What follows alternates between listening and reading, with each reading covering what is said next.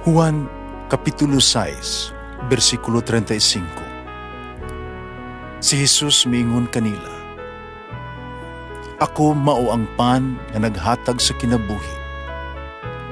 Ang muari kanako dili nagayod gutomon, ug ang mutuo kanako dili nagayod uhawon." Pan sa kinabuhi.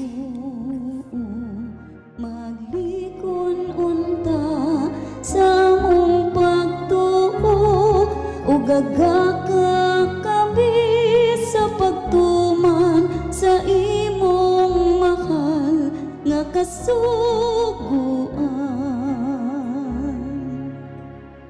Ang ginumana kaninyo, Santos nga Ebanghelyo sumala ni San Lucas. Unya milugson si Jesus sa Cafarnaum, usa ka lungsod sa Galilea, ug didto nagtudlo siya sa mga tao sa adlaw sa pahulay.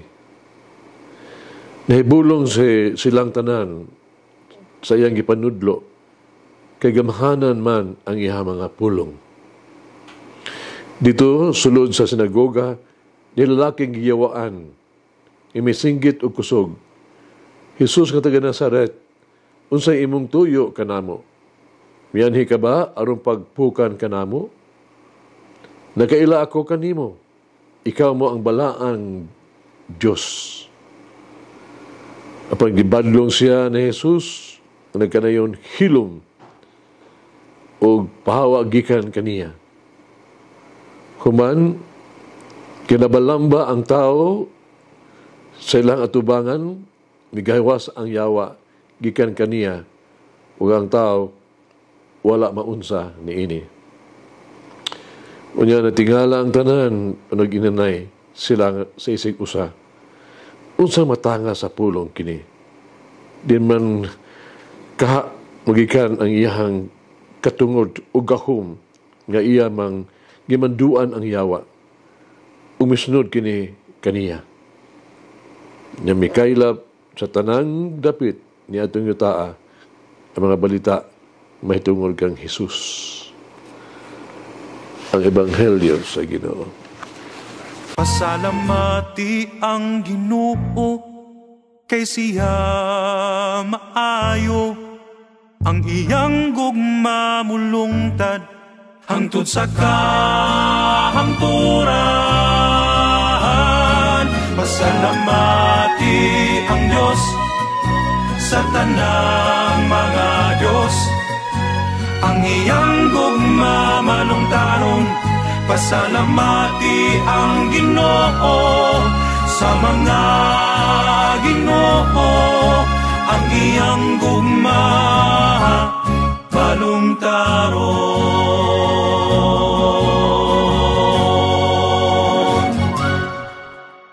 Dini sa Ebanghelyo karon, adlaw atong nabasa, si Jesus nagpakita og kaayo og kaluoy. Dili gyud niya tuyo ang kalaglagan sa tao.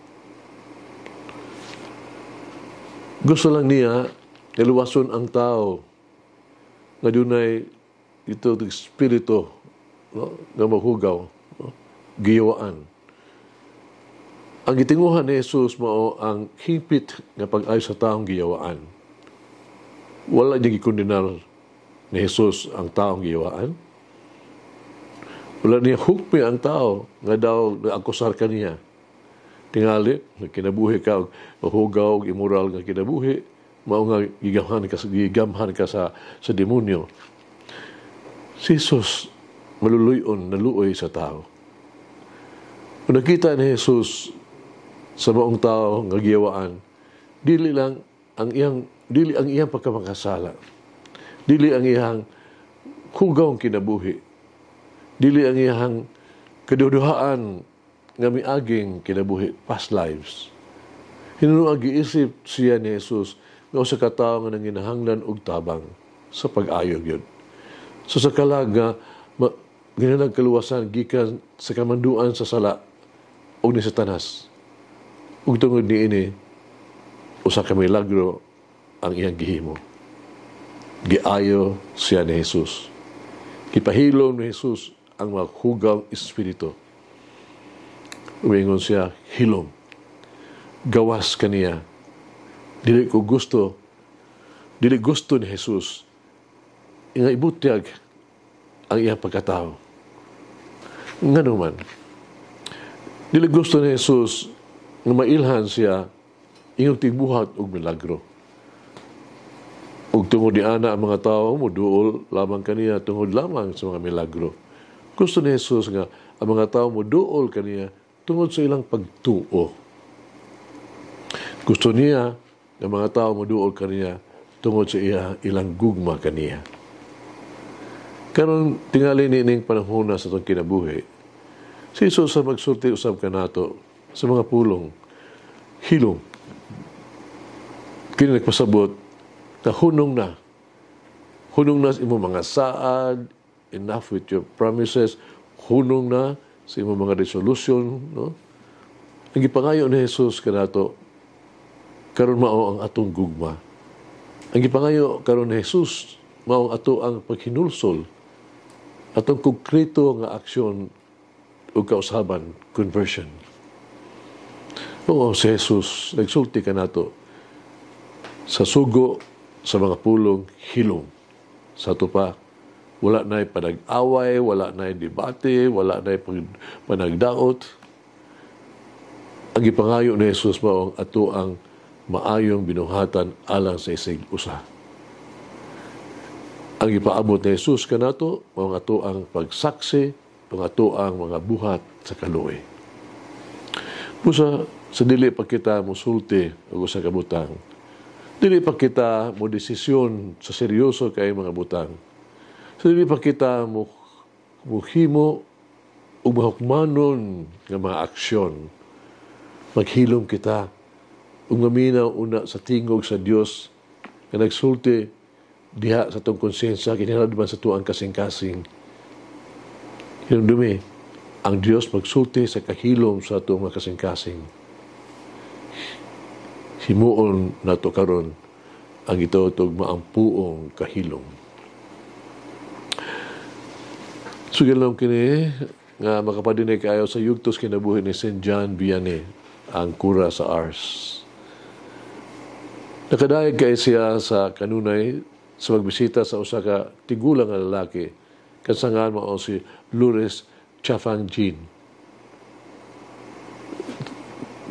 Bisita siya kanunay sa Balaang Sakramento. Kintigulang nga lalaki kanunay nga magluhod nga walag yung paglitok. Ang iyang mga mata matutok lang pag-ayos tabernakulo. Uban sila biyan nga pagdaig o pagtahod kang Lawrence, si St. John Vianney nangutana kaniya, unsa man ang imong isulti sa atong Ginoo sa imong kanunay nga pagduaw kaniya sa Balaang Sakramento. Tigulang nga mitubag uban sa malipayon kaayo nga mga pulong miangkon siya. Wala siya gisulti bisan unsa. So si St. John Vianney natingala ug nagpadayon. Papangutana, wala kay gisulti? Mitubag ang tigulang. Gitan ora nako siya. Ang atong maayong Ginoo.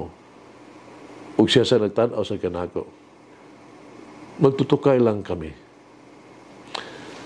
Mag-ampo kita. Nagaham nga Dios, maluluyo nga amahan. Labaw ka sa tanan. Ikaw buutan o magihatagon. Na pressure ko, daghang kong kabalaka. Nasamok ako, magisulayan. Palihog kontrolaha ako. Palihog ihatag ako ang kinahanglan. Ang kakulang. Kupti ako, ubani ako. Ug ako, mamaayo ra, ug malinaw, ug masaligon. Amen. Oh, may guide me daily in my faith journey. Langin ang Diyos magagahom sa tanan. Amahan, Anak, Espiritu Santo. Amen.